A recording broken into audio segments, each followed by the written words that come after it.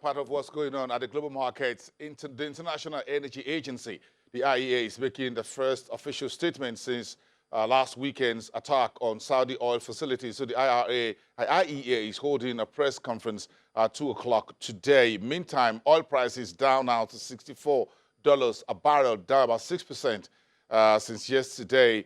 And of course, Monday's high end of about $74, $75 a barrel. Tension still high in the Middle East, as Saudi Arabia says it's Iran that was responsible for those deadly attacks on its oil facilities, shutting down about 5% of the global oil market. That's the big story. Out there, oil prices now back to the mid-60s, down from the mid-70s where it was on Monday when we all woke up to those deadly attack on Saudi oil facilities.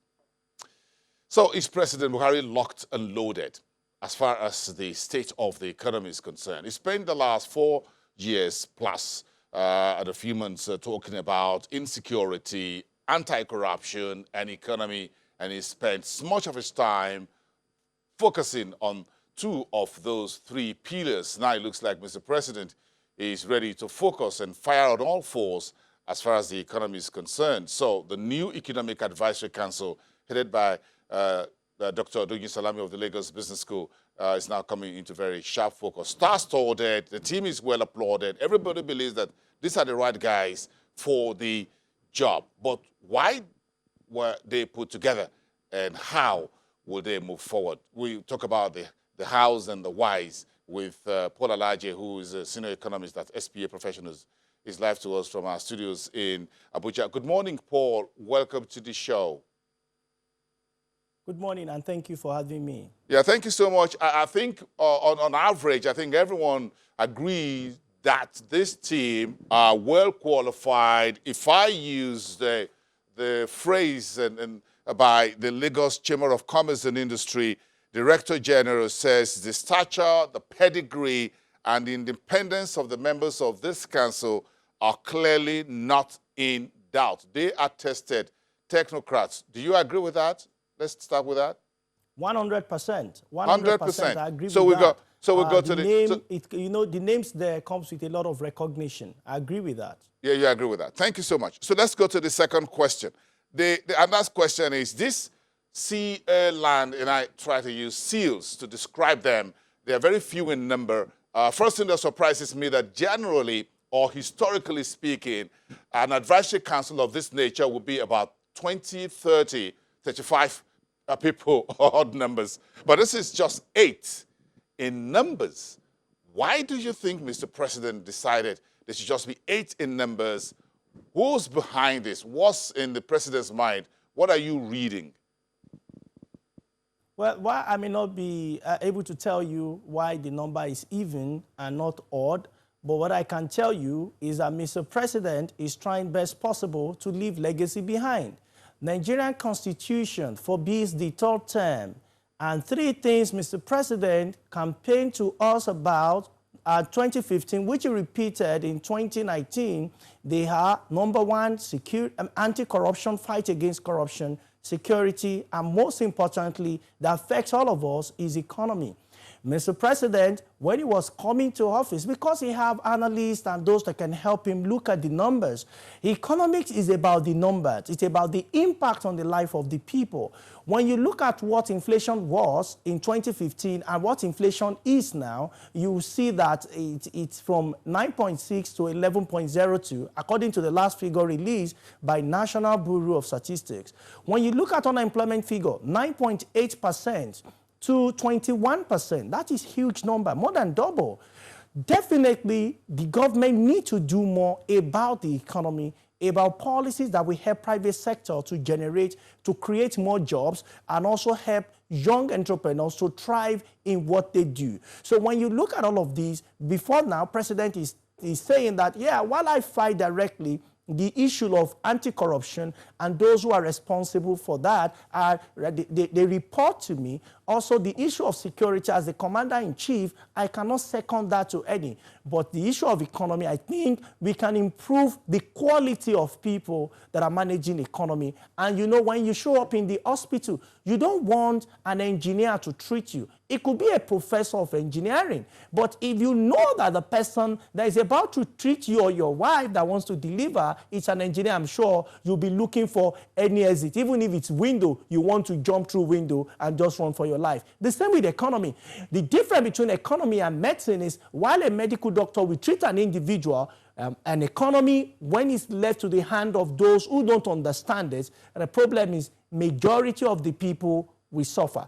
Perhaps this is what the administration wants to correct by looking for those who are economists, those who are trained in their numbers, doctors, professors, and also those who don't even have a PhD, to see how we can help Nigeria from where it is right now to where we want it to be. And Mr. President make the vision very clear. 100 people out of poverty, 100 million people, I beg your pardon, out of poverty. On the average, 10 million people per annum. By this time next year, or by June 12 next year, the question we want to ask will be, have we been able to take 10 million people out of poverty? Will it come with job creation? Will it come with creating opportunity for those who want to do business to thrive? How exactly are we going to do it? The best person to answer the question are economists, because they are the ones that are trained to do this. Perhaps this is among the reasons why Mr. President say, let me go for those who are economists, those who have name recognition, those who, both those in his party, ruling party APC, and in the dominant opposition PDP, and in fact, common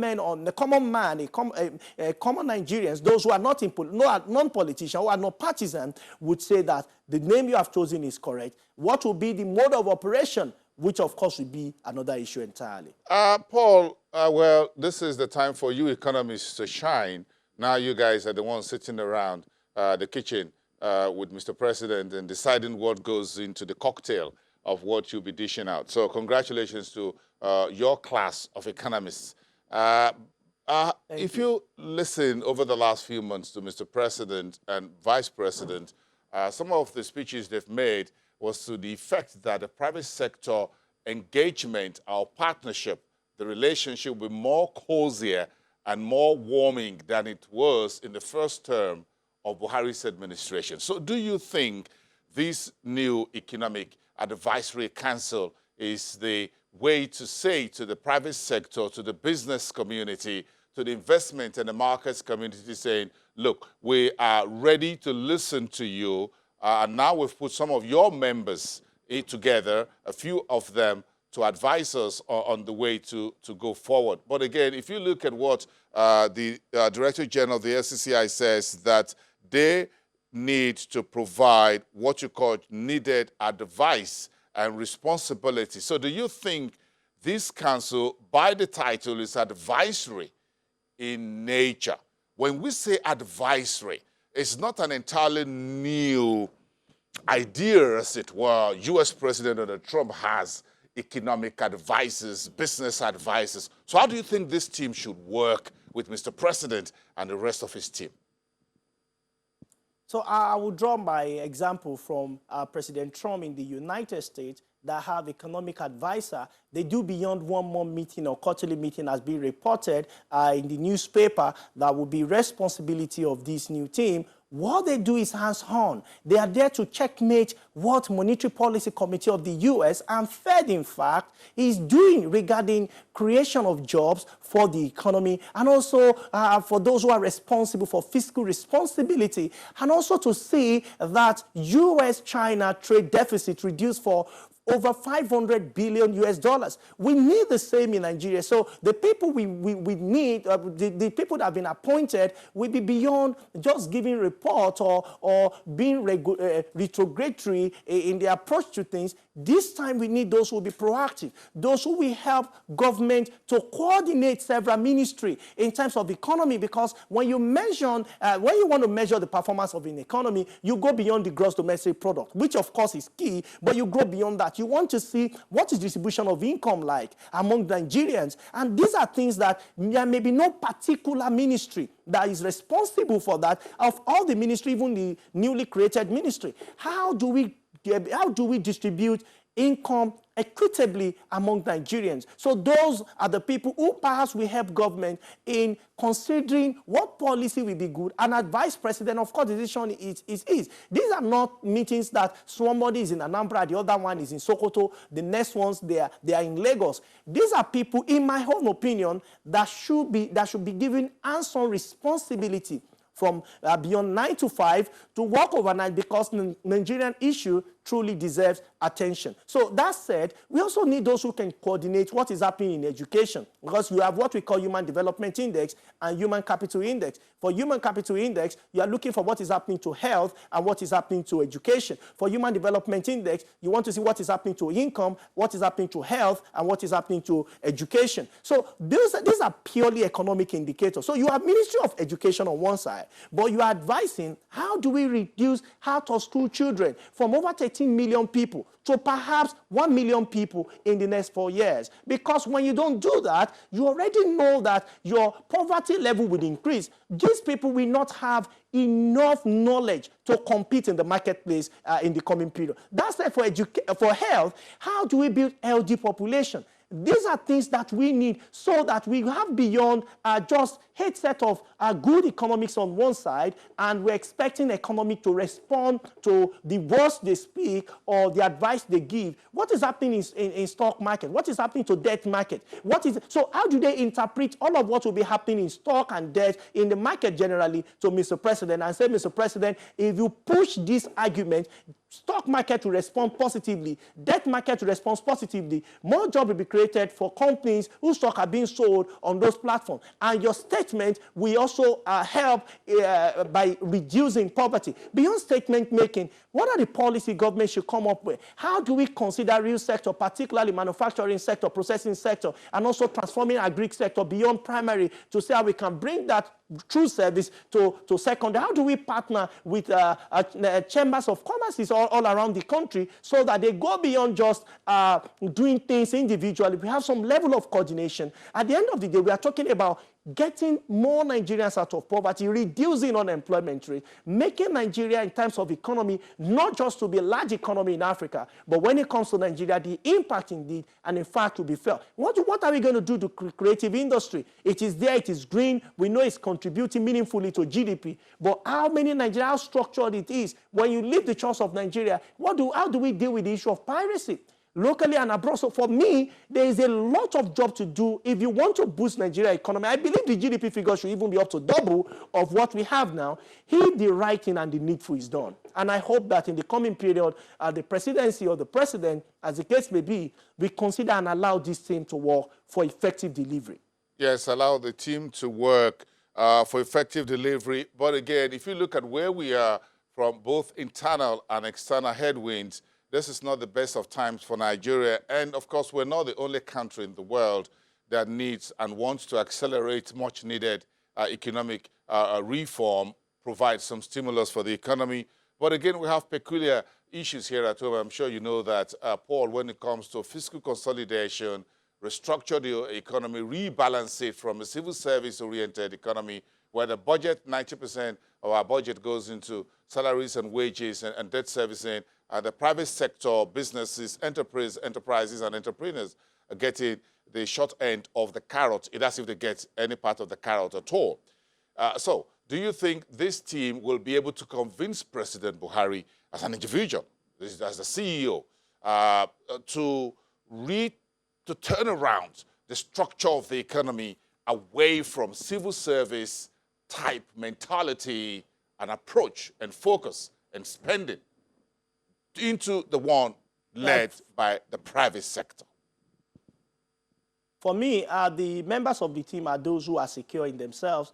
Almost all of them have second address. If they give needful advice and the president don't listen, these are people who can tender their resignation and say we don't necessarily want to be part of a group that is giving advice that we believe will move the country forward and we are not getting positive response in terms of implementation or following the advice that we have given. I know these are the kind of people that the president, so the president understood before appointing these people. And I'm expecting drastic change in the coming period, particularly as it affects the economy or around fiscal issues, around development issues generally. I believe so that they can do this. And I also hope and I believe now that Mr. President, of course, will follow the advice. Now, it goes beyond Mr. President. This is where the issue has been.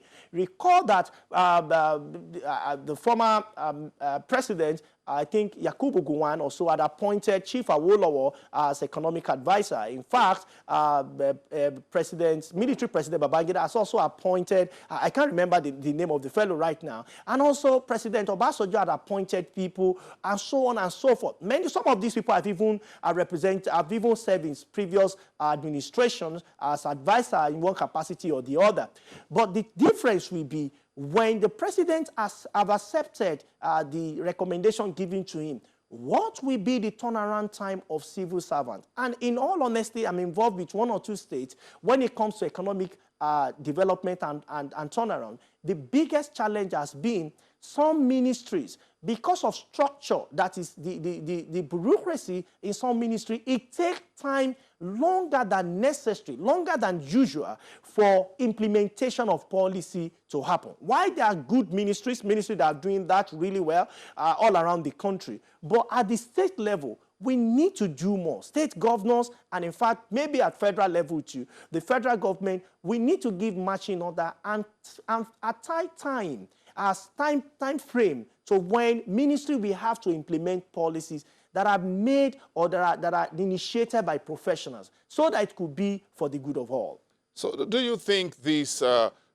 Doyin Salami's team will be able to influence things from the federal government level down to subnationals, as you mentioned, your experience working with a few states there? Would they be able to trickle down? If you look at the ERGP, not a very fantastic number of the out of 36 states have followed up on that. It's been a bit more sluggish there in terms of following in the footsteps of the ERGP and all that. So do you think that this Economic Advisory Council will be able to not just do this at the federal level, but able to walk through Mr. President to convince work with some states' governments to let this trickle all the way down so that it's not just a federal affair? When you look at the newly constituted committee, you see that the president had mentioned perhaps the suspension or the termination of the economic management team, which of course had sway before the announcement of this new advisory committee, advisory council. Over the years, any administration that focused just on federal government policy has failed, and more will fail if the advice is just on federal government. What will bring success, or what has brought success over the years, have been focusing beyond federal government. You may have a federal policy and you have subnational policy, and you must take that beyond state government to local government. This is taking it from the top to the grassroots. More people are in local government, more life could be affected via policy that is domesticated. And we need to go beyond, we need to create policy that will have more power than economic recovery and growth plan, who projected we should be doing between 4 to 7% thereabout, and we're doing 1.94% right now. We need those policies that will go beyond that, that state governors and their policy makers and economic policy makers will see as Bible or Quran of some sort and implement in their state, so that in the coming period we can say we have a country that we can all be proud of. I believe it is achievable for us to have 7% GDP growth rate between 2022 to 2023, and going forward, perhaps between 7 to 10% GDP growth rate. I know it will not come magical, it will not be magical to have it overnight, but I believe it's something we can do if we make the right policy at the right time, and we have the right partnership, right foreign direct investment. This committee, I believe, this council, I beg your pardon, I believe, can help achieve that if they are given the right environment to work. Yes, thank you, Paul. The inauguration of the Economic Advisory Council, Dr. Doyin Salami and the rest of them will be in about a week or two from now. So this conversation is not over yet. Locked and loaded. Let's continue. Thank you so much, Paul Alaje, Senior Economist at SPA Professionals. We'll be back into everyone.